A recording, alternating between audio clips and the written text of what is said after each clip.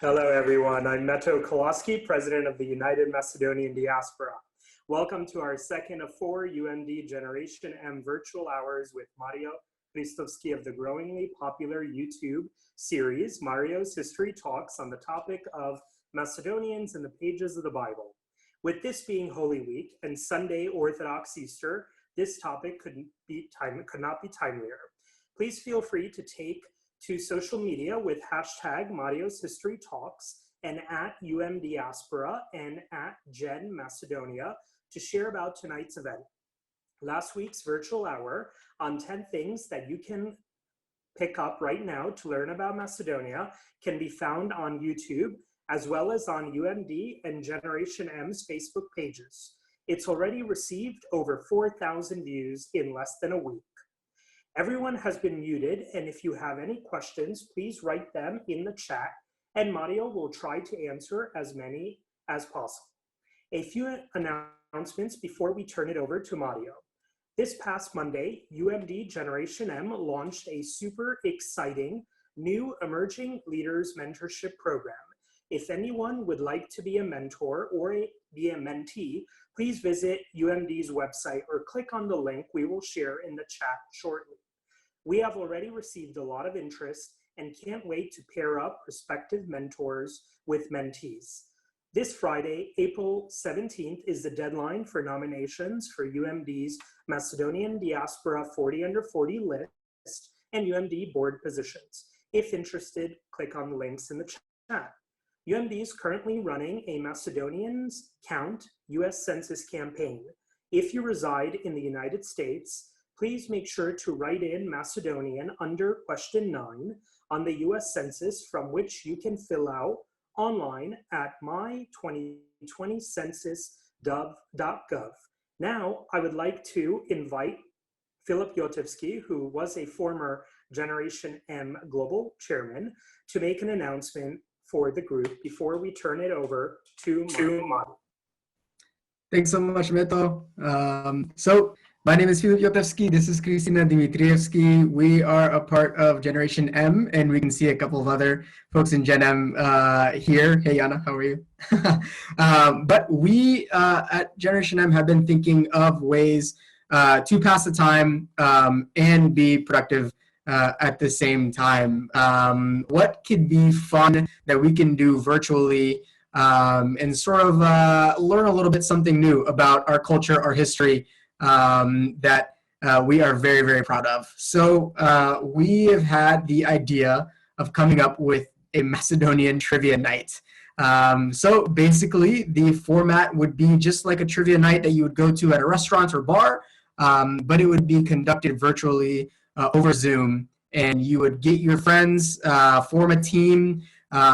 Feel free to form a team of either 2 people or 4 people, however many you want on a team. You can do it by yourself if you'd like, and join us for an evening of trivia. So we have great categories like history, sports, music, random, and we're really excited to have as many people join as possible. It is just a suggested $5 donation that would go to the United Macedonian Diaspora to help support all of their amazing activities like Generation M. And we are very, very excited. We even have a small preview of a little flyer that we made of the night. So information will be put out shortly. There will be sign up Google Forms that will be sent out, also on a Facebook event. And the details of it are on Thursday, April 23rd at 9 p.m. Eastern Time. So make sure to free up the evening, I believe, after Mario's, is it last virtual session, I think? And we are going on the day after Mario's last session, so you guys can flex your history and general knowledge muscles there. We have Trivia Masters, Mario and Nick Tadovsky from LA joining us, and we're really excited to have as many people as possible on this call. So spread the word. And without further ado, I can send it back to Meto to introduce Mario. Thank you, Philip, so much, and we really are excited about Trivia Night on April 23rd. Now I'm going to turn it over to Mario, who does not need an introduction, but I'm sure he'll tell you more. But we're really excited about tonight's topic. So with that, Mario, the virtual floor is yours. Thank you for that, Mito. Just before I get started, can everybody hear me? Fantastic. All right, what I'm going to do, I actually do have a microphone that I'm just going to switch up. It's a little bit more high quality, so bear with me. I'm not going to be able to hear you all, so just put anything you have for me in the chat. I'll be able to read it. So 1 second.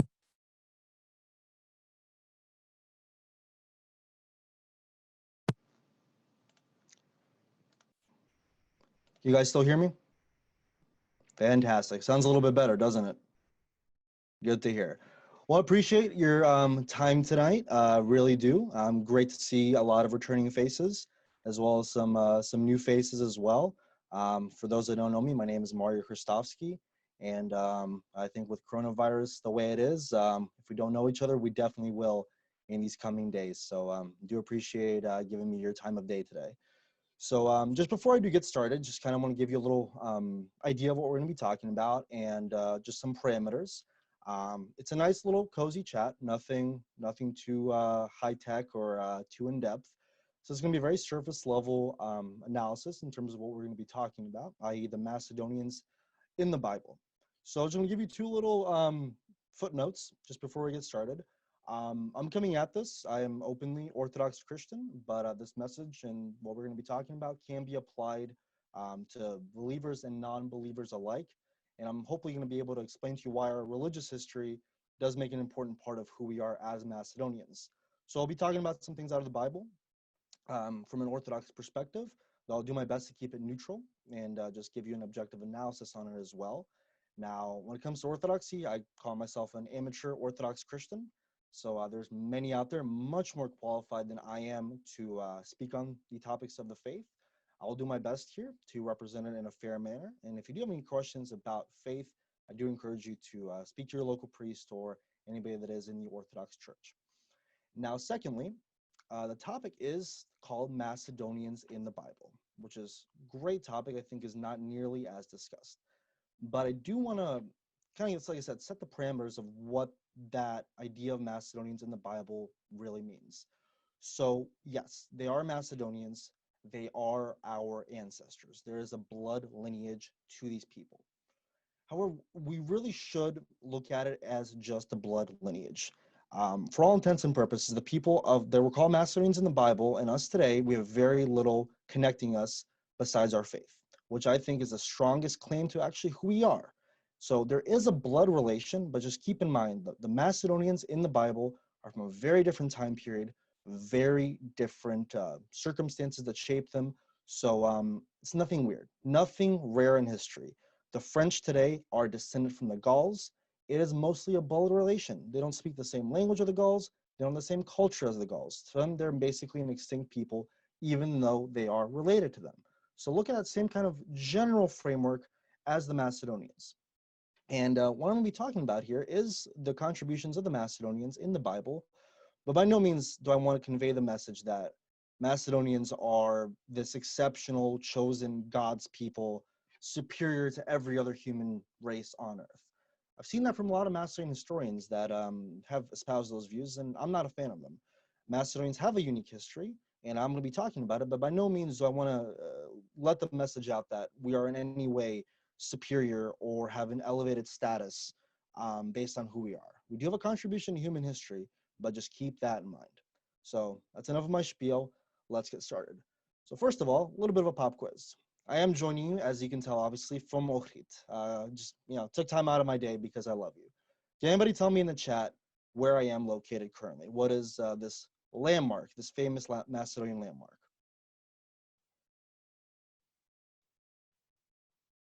Sveti Sofia, beautiful. Everybody, okay. I hope Argy didn't give it away. Yes, so it is Sveti Sofia. It's the Church of Sveti Sofia. I'm going to be talking about its significance in a bit. So that is a church built in the Middle Ages, very important to our faith. And I'll get into that in just a minute here. So let's start with the Bible. if I were to tell you, and I'm gonna have some notes here just in case, that a certain group of people, not naming who, are mentioned 28 times in the Bible, both Old and New Testament combined, most of you probably say it's the Jews. It's got to be the Jews. Well, you won't be far off. They're the most mentioned people in the Bible. Macedonians, close second. They are number 2. Macedonians are mentioned 28 times in the Bible, spread across 25 verses. And like I said, this is where I'm saying it's incredible, but don't get the idea that that confers any special privilege to the Macedonians. This is a very remarkable event in itself, but keep it, keep your humbleness and your piety about you when you're understanding this. So let's just look at some of the numbers. So in the New Testament, Macedonia is mentioned 27 times. The word Macedonia is mentioned 2 times, Macedonian or Macedonians 5 times, and Macedonian once. Now in the Old Testament, the word Macedonian is mentioned once.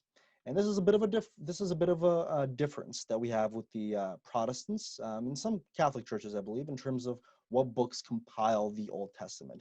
We have more books that we think are part of our holy tradition that have been there for quite some time, whereas Protestants have called some books apocryphal that are not part of the accepted Old Testament.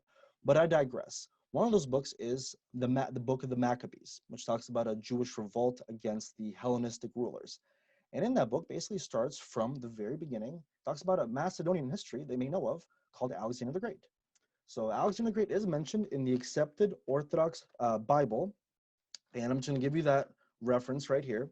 So this is 1 Maccabees, chapter 1, verse 1 through 7. And it happened after that, Alexander, son of Philip the Macedonian, who came out of the land of Kittim, had smitten Darius, king of the Persians and the Medes. So pretty simple. He is identified as Macedonian. Back then, the identification of the Macedonians was pretty iffy because to the Levantine people, pretty much everybody to the west of them were considered Greeks. Just they didn't know any better. But it is pretty remarkable that he is nonetheless called the Macedonian. So that does obviously kind of differentiate. They knew that he was Macedonian. But what I'm trying to get at is here, it's great that he's mentioned, but that is just the icing on top of the cake of Macedonia's true contribution to the Bible. So like I said before, talk about ancient history, know enough to be dangerous, but move on. It's not worth your time. So let's move on then. So like I said, 28 times. The story of Macedonia in the Bible, to me, really begins in Acts. Now, Acts is the Acts of the Apostles after Christ resurrected and went into heaven. He promised the Holy Spirit would guide the apostles to basically spread Christianity across Europe. Now, the most famous act of this was when the apostle, or I should say St. Paul, received a vision in the night. And this is in Acts chapter 16, verse 9, where it talks about Paul receiving a vision in the night, commonly interpreted to be a dream, but the actual Greek does say it was a vision of the night. So in that vision, basically is what we call the Macedonian call. In it, he sees a man who is Macedonian and basically saying, come over to Macedonia and help us. Pretty innocuous phrase, come over to Macedonia and help us. And come 2020, a lot of people are still saying that phrase. Not much has changed. We still do need the help. But what's amazing about that phrase is that sentence alone changed the course of human history. Why? Because with that message, which in the Bible is interpreted as being from God, the gateway to Christianity in Europe was opened. That was the message that forever changed the shape of human history in Europe and the world. So Paul goes to Macedonia in autumn of 51 AD. And that is the gateway to Christianity in Europe. But what's interesting about that call, and again, we'll talk about that history, is for 2 reasons. Number one, whatever it was in that vision, Paul was able to identify the man as a Macedonian. Like I said, a lot of these Levantine people would pretty much group all Greeks together as Greeks. They in fact called them Yavan. Yavan is a derivative of the ancient Greek tribal name called Ionian, which were a branch of the Greeks. And to them, because they were in contact, they called all Greeks Ionians, i.e. Yavan. To this day, the Turks do still call the Greeks Yunanis. They call Greece Yunanistan, the land of the Ionians. So it wasn't oftentimes blurred, that's true, but for whatever reason, Paul was able to identify this man as a Macedonian. Why was he able to? Well, number of competing theories. One of those theories might have been his dress. We know the ancient Macedonians had a very distinctive style dress, and one of them was a cap called the kausia. It was a very circular hat worn by some farmers, but also worn by nobility across the Macedonian ranks. Very, very distinctive. And in fact, the Persians called it a shield-looking hat. So that was one of the potential reasons for it. I'm actually going to show you that really quickly here. If you just give me 1 second, I'll show you what's cool about it. So the kausia, like I said, is one of the predominant features of the ancient Macedonian headgear and just overall style of dress. Let me just pull up a picture here really quickly. Should have had this prepared, but spur of the moment. Okay. Yeah, this is a cool one.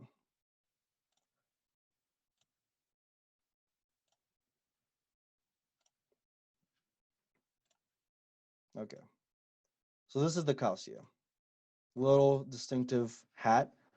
And what's cool about it, as you can see over here, modern day Afghani tribes have a direct derivative of that hat because of their exposure to the Macedonians under Alexander the Great. So that is a very remarkable piece of history.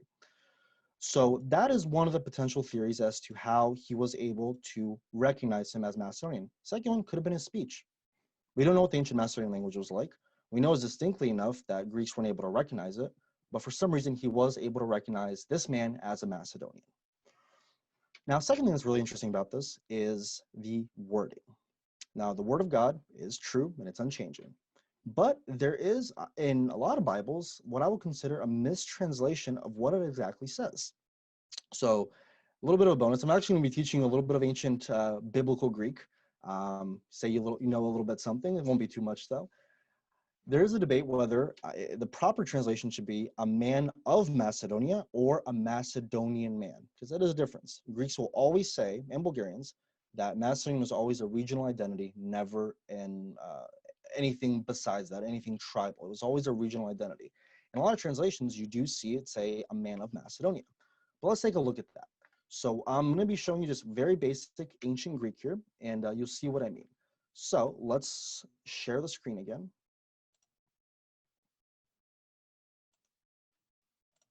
Okay, so this is what it says in the Acts chapter 16, verse 9.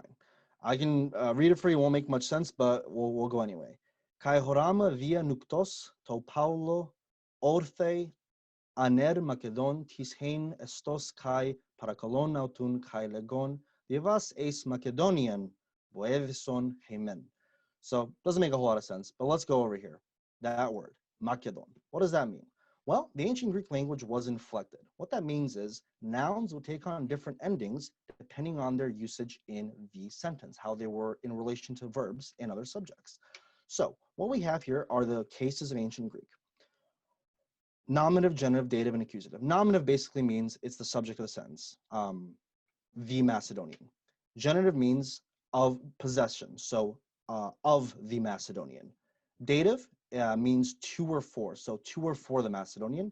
And accusative means verb the Macedonian, like I see the Macedonian, verb Macedonian. Now what's interesting about this is we clearly see it's in the nominative, it is in the nominative case, which literally just means the Macedonian. So this is translated here as literally a man Macedonian. It doesn't say a man of Macedonia. Again, small nitpicky details, but it does show the original text is in fact showing it was somebody called Macedonian. Small details, but important nonetheless. So now you know a little biblical Greek. Okay. So Paul arrives in Macedonia in autumn of 50 AD. And while there, he spreads the message to the inhabitants of Macedonia.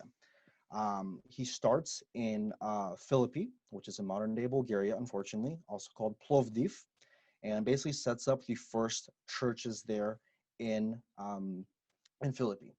And while in Macedonia, the most remarkable thing happened in human history. The first European convert to Christianity happened. Again, the first European convert to Christianity, a woman by the name of Saint Lydia. She's the first person to accept Christ in her faith. Now, for a lot of people, that's remarkable in itself. What I would say is more remarkable is not only that it was a woman of Macedonia, but the fact that women in the Macedonian region at that time were the first leaders of the church. For all the, oftentimes, let's say, accepted sexism that exists in Macedonia and Macedonians, we can't be blanket statement called sexist. The first leaders of our church were proudly women. They were the ones that oftentimes were even braver than men. They were the ones in hiding, baptizing, keeping the temples clean and pure for worship, protecting others. They were the first leaders of the church in Europe. And to me, it's a very remarkable statement that for all the problems that we do have with intergender relations, our first church leaders in Macedonia were, in fact, the women. And it started with Saint Lydia. So after that, I do have some notes here, so if you don't mind. Paul does spread the message across Macedonia. He establishes the first churches there. He goes from Philippi to Solun, Salonika, or Thessalonica. What's interesting about Thessalonica, as now, before, it was always a strategic city. St. Paul knew that establishing a church in Thessalonica, and I'm saying the biblical name, would be not only a gateway to, oh, I apologize. You did catch me there. Not that much sleep.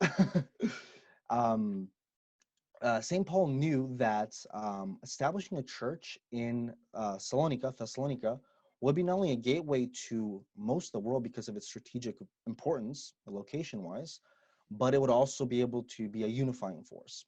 And what he said was, when he basically established the church there, we see in First Thessalonians chapter 1, verse 7 through 9, he intended the church to be an example to all churches in Macedonia and Greece. So that was the model church that he was establishing there.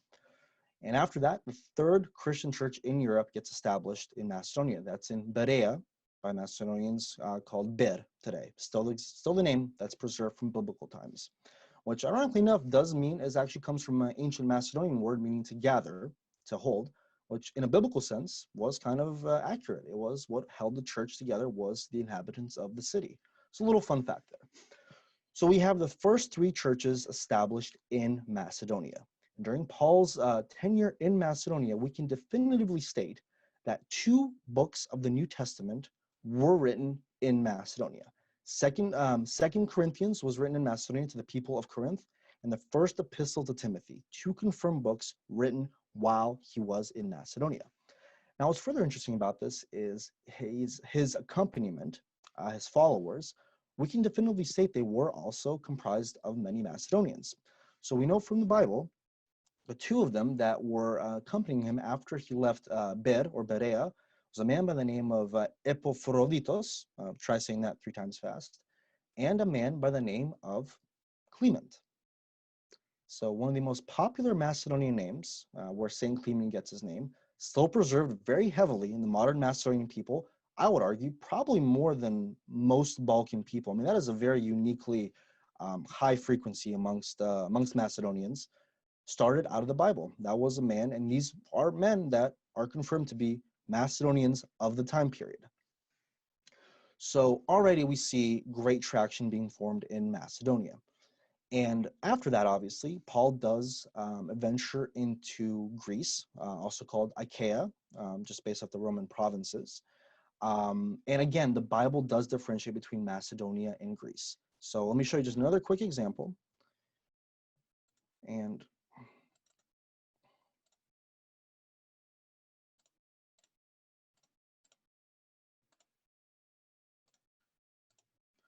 so clear as can be here, Paul in Macedonia and Greece. After the uproar ceased, Paul sent for the disciples, and after encouraging them, he said farewell and departed from Macedonia. When he had gone through those regions and had them given much encouragement, he came to Greece. Then he spent 3 months, and when a plot was made against him by the Jews, as he was about to sail for Syria, he decided to return to Macedonia. So in the grand scheme of things, not super important. But again, we are seeing that Macedonia is not only mentioned, but it is quite celebrated in the Bible for its own right. So Paul does eventually go to Greece. He goes to Athens first, where he's not all that accepted, but then eventually does go to Corinth. While in Corinth, he does write letters to the Corinthians, which are the First Corinthians, where he's talking about what he saw in Macedonia and what he says about the Macedonians. And he's talking about that in such a way as to confer not only good faith, good practices, in terms of what he has seen in the churches he established in Macedonia. In fact, we do have explicit reference to Macedonian churches, or in the ancient Greek churches of Macedonia, in 2 Corinthians chapter 8, verse 1. So we do see explicit references to these Macedonian churches. And what he's basically talking about here is kind of what I do want to get to. He's talking about what he's seeing in the Macedonians and what he's noticing there as a form of encouragement. In fact, he does say, by the grace of God, these churches in Macedonia were filled with the Spirit, because he saw amazing things there. And again, I'm not saying anything about the superiority of the Macedonians. From a Christian perspective, this is all attributable to God. But I will give you some of those attributes that he does give to the Macedonians. And this is from a book that I'm actually heavily using for research called Macedonia and the Macedonians in the Bible by Dr. Ratomir Grozdanovsky, PhD in theology. A great book if you want to check it out. So these are the 10 attributes and features of the Macedonians that St. Paul is ascribing to the churches in Achaia, i.e. Greece. So let's go over them. And this is just a compilation based on the theologian Dr. Grozdanovsky. So they're the devotees of the good. Macedonians are people who love the good.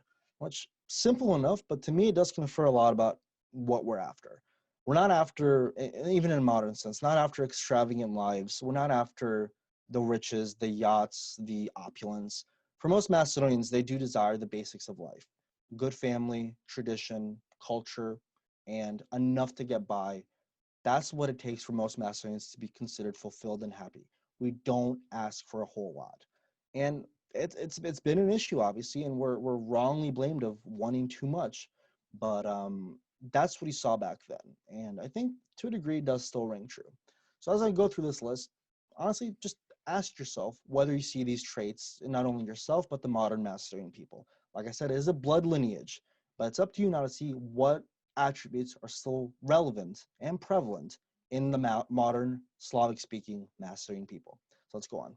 Generous givers. They give charity. They're beautified by this beneficial virtue. They're characterized by giving, not taking. Now, how many of you have been to a church, a village in Macedonia, or even a city, where you're greeted like a king, and the people there may not have much, but what they do have, they'll give to you, no questions asked. That's a beautiful, beautiful generosity, and that is something that does link us to the past. That is something I think is very unique, very wholesome, that the Macedonian people, being honestly one of the poorest nations in Europe, unfortunately, still treat you like that, still give you what you need, and are still very charitable with you as a stranger. Remarkable to me. Merciful and sympathetic. Feel kindness and care for others, want to help them, take care of them, give them joy, make them happy.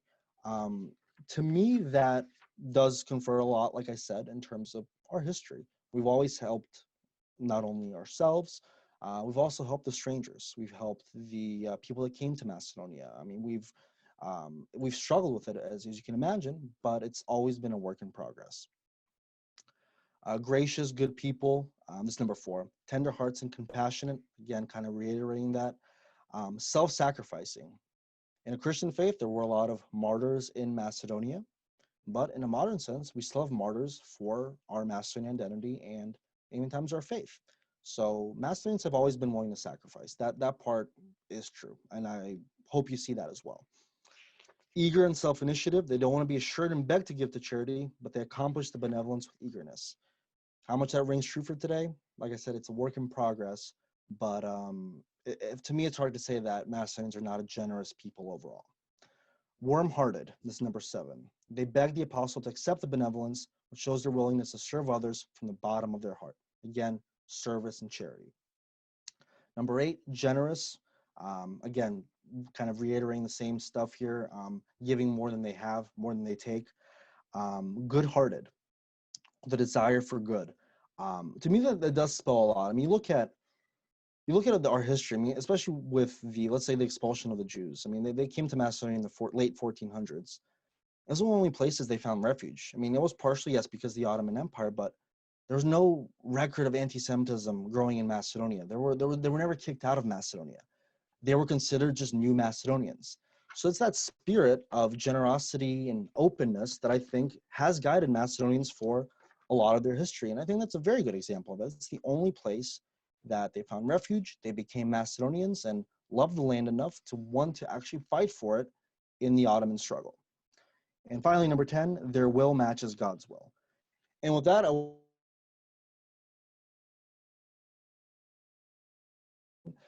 it talks about God's will, I would say this. For all that we have and we're proud of, I think our reliance on our pagan ancient past does put us in a negative light. We have so much more to offer and to be proud of. And I do think we can move past that and consider it part of our heritage and part of who we are. But as a largely Christian people, even if we're just culturally Christian, recognize that Macedonia's contribution in the world is much more than its conquest and conquering. So that's kind of where I'm going to get a little religious there. So hopefully I haven't lost anybody so far.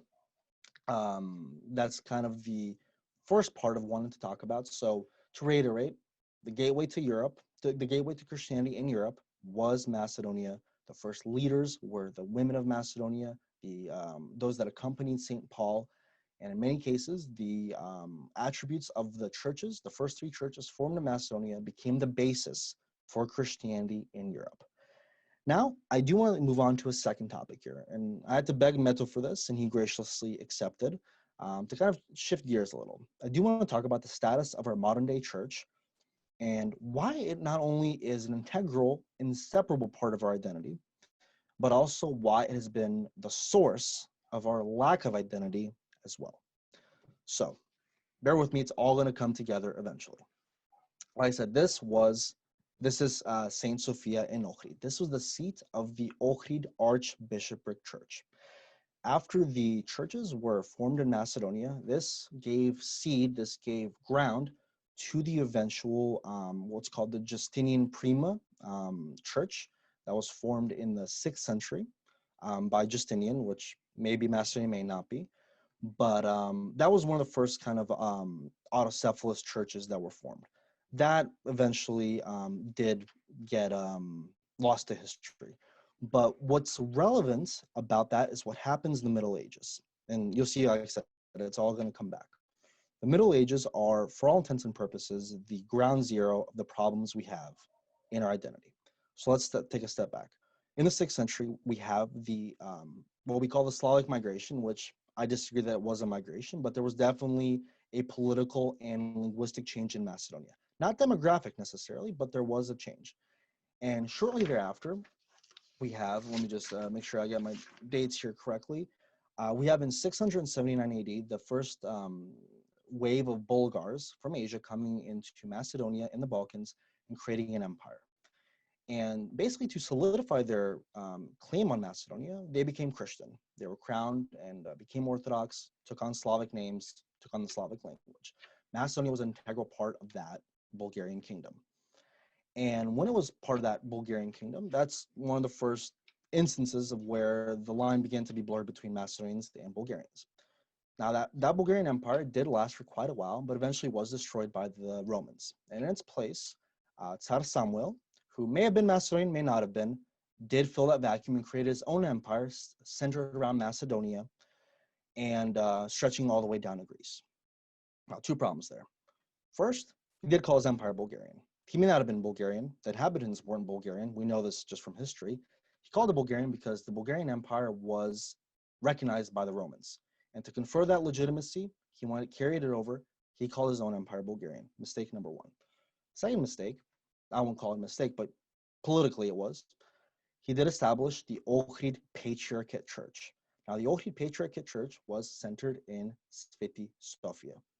And because it was under an empire called Bulgarian, it also got the label Bulgarian attached to it as well. Mistake number two. Now, despite that, it was still not Bulgarian. The first Bulgarian Empire was still destroyed by then. This was an independently, uniquely Macedonian local phenomenon. That was the Patriarchate of Ohrid that was established outside of the zone of Bulgaria. So that was one of the first symbols of our Slavic cultural identity and our Christian identity as Macedonians. And Meto is correct in saying that Tsar Sama was crowned by a Roman pope. So that was the Ohrid Patriarchate. Now, Tsar Samo, in the sped-up version of history, was eventually defeated by the Romans, so his empire was eventually destroyed. However, out of respect for the Ohrid Patriarchate Church, which again was called Bulgarian because it was in an empire that was called Bulgarian, nothing to do with identity, nothing to do with nationalism. Back then, there was no such thing as nationalism and identity. And we know very comfortably the Bulgars did not actually resettle Macedonia. It was a political label more than anything, like the word Roman. It's not actual Roman identity beyond a civic identity, but I digress. While it was destroyed in 1018 AD, the Ohrid Patriarchate Church was still preserved, and it was demoted slightly to archbishopric, which is where the Ohrid Archbishopric gets its label from, but it was allowed to exist. And that was the cultural center of the Macedonian people. Culturally, linguistically, it spoke in Church Slavic, Macedonian dialect of it, and it was a non-Greek entity. This was huge for the Macedonian people. And this was a respected church that covered a large portion of the Balkans, and it was established in Ohrid. I'm saying, why did he choose the name Bulgaria as the name wasn't the only, why did he choose Bulgaria as the name wasn't the only name available? It's a good question. Again, it's a political maneuver. He knew very few kingdoms were recognized by the Romans. Romans, I mean Byzantines. He knew that he needed legitimacy. The only legitimacy was granted by the Bulgars. It was a political maneuver that he attached himself to that name, even though, for example, we know the old Bulgar aristocrats still stayed in Bulgaria. The composition was not Bulgarian. It was more than anything a political maneuver to be accepted by the Romans. And in a way, it was accepted. So I digress. We can talk about that in a later session. But that church was respected, was a Slavic-speaking institution instead of Greek, and was a cultural bind to the Macedonian people that gave them any sense of identity and roots. And that existed until 1767. 1767. It was under pressure from the Greek patriarchates, basically the Greek-speaking Orthodox Church, that didn't want Slavic-speaking churches that were independent, that it was finally abolished by the Sultan. And there's actually a famous song about this I'm going to show you in just a second here. Now, why is this important? Well, when our church got abolished in 1767, we were left orphans. We had no sense of identity to bind us. We had no sense of legitimacy. We were open grab for the rest of the Balkans. Greeks wanted to make us Greek, Bulgarians, Bulgarians, Serbians, Serbians. We had no claim to who we are if we didn't have a church or a language or a history to back that. And let me show you a bit of that song now, really quickly. You see what I mean. This is a song called 17, it's actually the date of the song is wrong, but you'll be able to see kind of, it talks about the abolishment of our church, and you'll be able to see kind of, it's a really beautiful song. It's on piston.org, and if anybody that remembers my talk last time, I highly encourage you check it out. So this got an English translation. The actual version of the song is much shorter than this. Like I said, the year is wrong. But this talks about the abolishment of our church, how it came to St. Clement's Church, the head of the church crying, and this is what I want you to see here. You will be orphans, for that was written. Come to me, I want to hug you one last time. Hey, for the last time.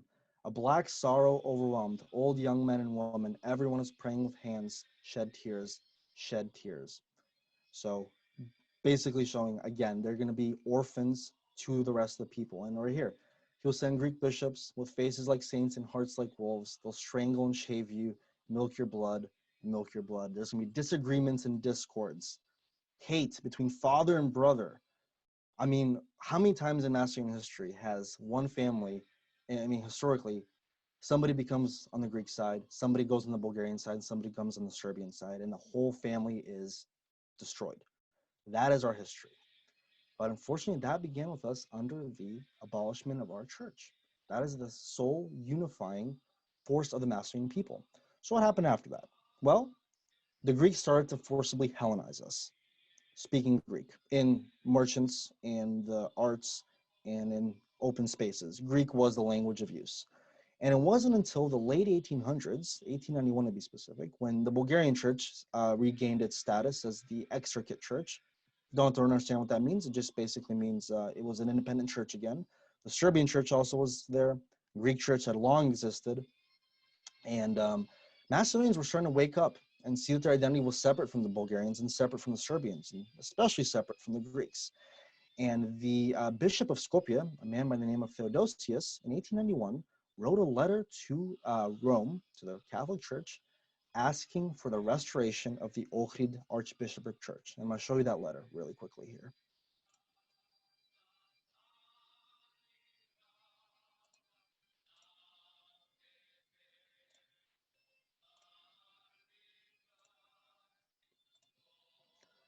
So, 4th of December, 1891. I, the undersigned Metropolitan of Skopje, Theodosius, by God's mercy and the head of Skopje Eparchy, am submitting this request both in my name and the name of the whole Orthodox flock in Macedonia, with which we are begging His Holiness to accept us into the wing of the Roman Catholic Church after he restored the ancient Archbishopric of Ohrid, unlawfully abolished by Sultan Mustafa in 1767. Our desire springs from the historical right of the Orthodox Macedonian people to be freed from the jurisdiction of foreign churches, the Bulgarian Exarchate Church and the Constantinople Patriarchate, i.e. the Greek Church. Amazing. That was not only one of the first modern instances of our identity, it came from our recognition of our historic religious past, the heritage of the Macedonians, as being uniquely not Bulgarian, not Serbian, and not Greek. And like I said, when our church was dissolved, we became orphans. And as the song says, the wolves were able to attack us. And now, our church is still not recognized. For political reasons, our church is still not recognized. So we still are not fully a unified people with regards to that. What happened to all the priests and leadership of the Ohrid Archbishopric Church? It's a very complicated question. I'm going to get into that. Basically, it was lowered under the Patriarchate of Constantinople and basically became Greek, but that's a separate question. So what I want you to get away from this is not only our heritage in terms of biblically, our contribution to Christianity. And like I said, it may have been a different people, still called Macedonians, still related to us, but the attributes of their struggle, their goodness, and their self-sacrifice did carry over into us. One of the problems that does plague us now is the recognition of our church that is still not accepted. So it is a major roadblock, and we do pray for the day that this does happen. And even if you're not religious, I encourage you to think about those attributes of the Macedonians. If you call yourself Macedonian, think about how many of those you yourself embody, how many of those you take to heart. After all, they were your ancestors. How many of those you embody? And if you want to call yourself a proud Macedonian, try living by those, even if you're not religious. And secondly, even under, really fast forwarding here, but even under Yugoslavia, even under Tito, there was obviously in the 40s a lot of religious oppression, but eventually the socialists, Tito especially, did recognize you cannot erase the religious heritage of these people, i.e. Macedonians, Serbians, Bosnians, you name it, from Islam to Christianity to Judaism. And I mean, there are pictures of Tito in churches. There were pictures of him with priests, with nuns. It became recognized as an integral part of our nationalistic identity. Interesting phrasing there. Our nationalistic identity, even Tito, an avowed atheist, saw that could not be separated. Let me show you a quick picture really quickly, something you may not have seen before.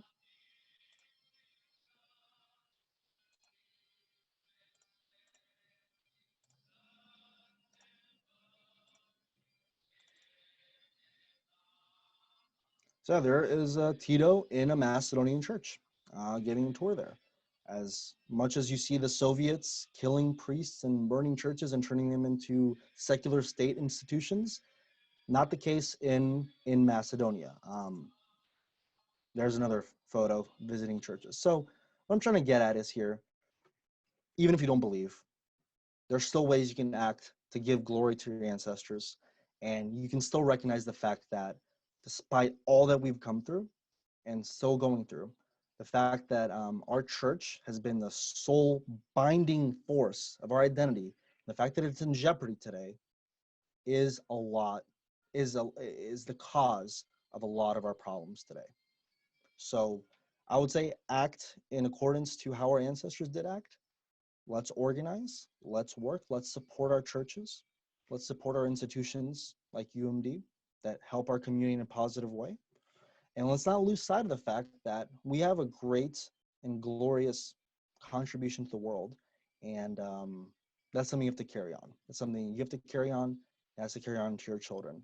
So that's what I kind of wanted you to get away from the talk today. Like I said, we're not God's gift to the world. Everything is God's gift to the world. We're no better than anybody else. Our history may be unique, but it's still history, much like a lot of other peoples in terms of an ancient past and a modern, culturally different people. Now it's up to us to make that, cohesive and carry it on to future generations. So I gladly see another question here. I'm gladly opening the floor now to questions that you may have. I do appreciate your time. Absolutely beautiful seeing everybody here. I do open the floor to some questions. Let's take a look here. How do you feel about the corruption of the Macedonian Orthodox Church? Ahmed, do you want to read them for me, or I can?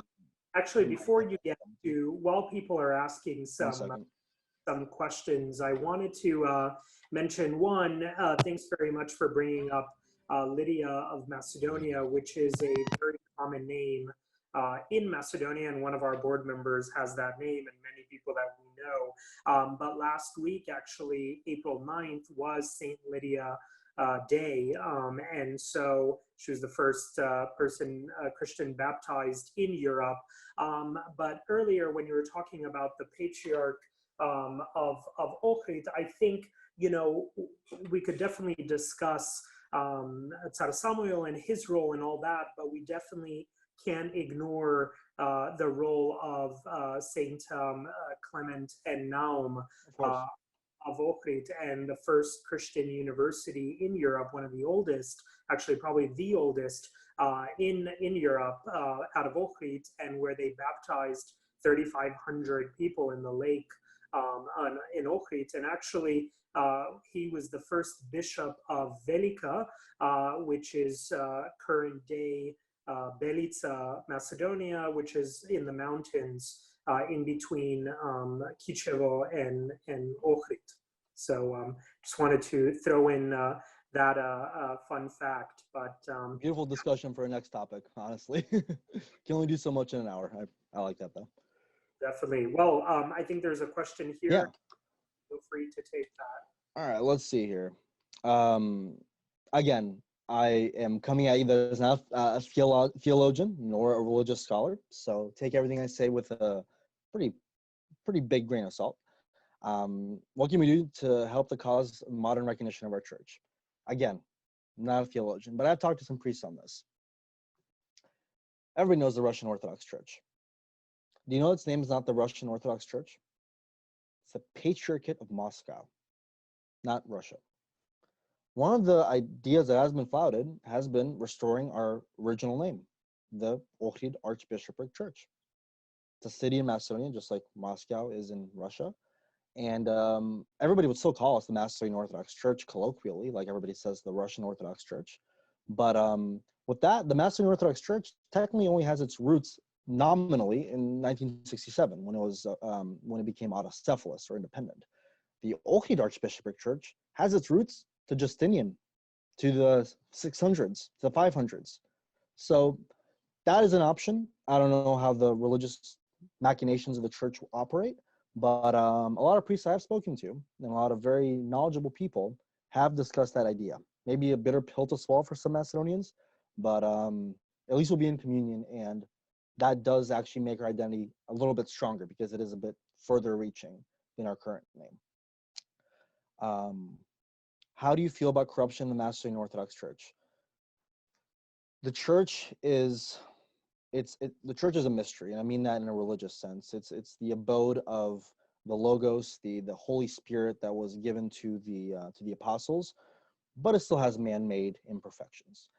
What I would say is probably the biggest problem with the church today is it is partially intertwined in politics and in terms of preserving our national identity, which that should be subtle. The fact that the church is there should, in fact, be preserving that. The church, and I said this in a tweet, the church should be not of this world, it should be for this world. I think separation in terms of what the purpose of the church is, which is salvation and the worship of God and the spreading of Christianity, should be separated from the politics. And unfortunately, a lot of politicians do use bishops to gain votes. And in Greece, it's even worse. Basically, the parliament can't even form there if the church is not blessing it. So, in a sense, I think the church should be the church and should focus on what does best. It's unchanging, nothing new, nothing novel, and it still has human imperfections just like everything else. Any other questions? Well, if I could mention here something, and I think I think how do we gain more recognition and respect, and how do we help the cause? I think what's important here is education, right? Bringing awareness. And that's why this virtual hour and the virtual hours that we're doing, and a lot of the work that UMD and Generation M are doing, is to educate our own people. I think because we need to become better versed in our own history, and obviously, as they say, if you don't know your history, you're doomed to repeat it. But then being able to argument that to the public and educate the public on Macedonia and Macedonian identity, and also the Macedonian Orthodox Church. Yeah, I have another question here, really briefly. How do you feel about the idea of pan-Slavism? Not really related, but I'll touch on it briefly. What's interesting about the idea of pan-Slavism, which again, to me, it's not really an ethnic identity, us being called Slavic Macedonians. It was a cultural shift that happened, more so than anything, and a linguistic shift.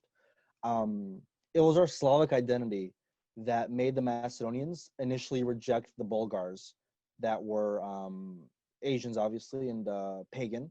It was a Slavic identity that helped them reject it. It was a Slavic identity that helped reject Hellenism.